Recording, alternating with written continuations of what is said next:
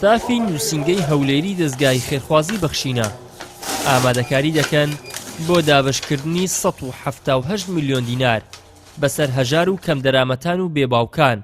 ئەم هاوکاریەی دەستگای خێرخوازی بەخشین لە کاتێکدایە حکوومەتی هەرێم بە بیانووی قەیرانی دروستکراوی دارایی و پێنەدانی موچە و وەستاندنی پرۆژە خزمەتگوزاریەکان دەستی خستۆتە بینەقاقای هاوڵاتیان و فەرمانبەران. سوودمەندبوونی پرۆژەکانی بەخشین دەستی دوعا و پاڕانەوە بەرز دەکەنەوە بۆ خێرخوازان و دەستگاکە.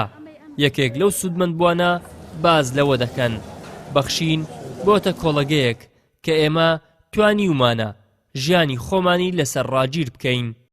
خوای گەورە جەزای خێری ئەو کەسانە بداتەوە کە 1 دیناری بۆ ئەو عالەمە ناردووە هەر لە ملیۆنێکەوە هەتا 250 ئینشاءڵڵا خوای گەورە دەیکاتە پاداشتی قیامەتیان.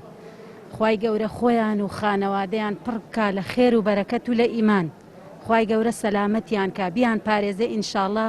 داواکارم لە خوا نمونەی وەکو ئەوان هەر زۆر بێ. کوڕەکەم 12 سارە کوڕەکچکەکەم فەقێیە ئەلێرە کردوتمە تەڵەبەی شەریعە ئەگە ئەوە نەبێ بۆم ناکرێ نەوەڵەوە ئێستا قەول بوو لە گەرم بێ بەس مامۆستاکە ئیزنی نەدا 200,000 مەدەنێ 25 دەمە ئەوی 100 دەمە لاوە.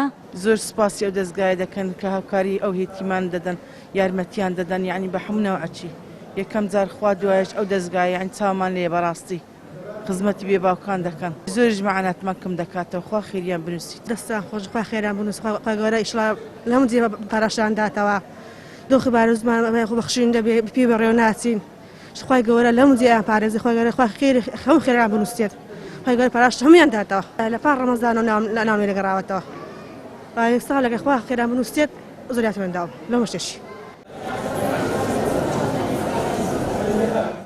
دەستگای خێرخوازی بەخشین بڕی 118 میلیۆن دینار وەک موچەی مانگانە دەدات بە خانەوادەی بێسەرپەرشتان و هەتیوان.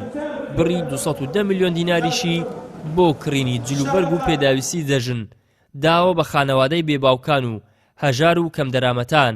ئێمە وەکو نووسینگەی هەولێر ئەمڕۆ موچە بەسەر 300 خانەوادەدا دابەش دەکەین بە بڕی 26 میلیۆن دینار. دیارە هەموو مانگێک ئێمە بەبێ دواکەوتوێن لە کۆتایی ڕۆژەکاندا موچەی مانگانە دابەش دەکەین. جگە لەمە دیارە ئێمە وەکو دەستگای خێرخوازی بەخشین کە پرۆژەیەکمان هەبوو بۆ هاوکاریکردنی بێباوکان دیارە ئەمڕۆ 60 میلیۆن دینارمان ئامادە کردووە لەلایەن خێرخوازانەوە بەسەر ئەم 300 خانەوادە دابەشی دەکەین بۆ هەر خانەوادەیەک دیارە ئێمە بڕی 200,000 دینارمان داناوە بەسەرێندا دابەش بکەین. ئێمە دوای کە سەردانی مەیدانی هەموو خانەوادەکانمان کردووە. دەستگای خێرخوازی بەخشین کۆمەڵی دادگەری بەڕێوەبەرایەتەکەی دەکات. تەنها لە مانگی پیرۆزی ڕەمەزاندا بە بڕی 255 میلیۆن دینار هاوکاری هەژارانی کردووە بە جۆرێک بڕی 118 میلیۆن دینار وەک موچەی بێباوکان و بڕی 136 میلیۆن دیناریش وەک هاوکاری دراوە بە هەژاران. جگە لەمەش جلوبەرگی جەژن بۆ 3883 منداڵی بێباوک دابین کراوە و 1750 سەبەتە خۆراکیش بۆ ماڵە هەژار و کەم دەرامەتەکان دابین کراوە.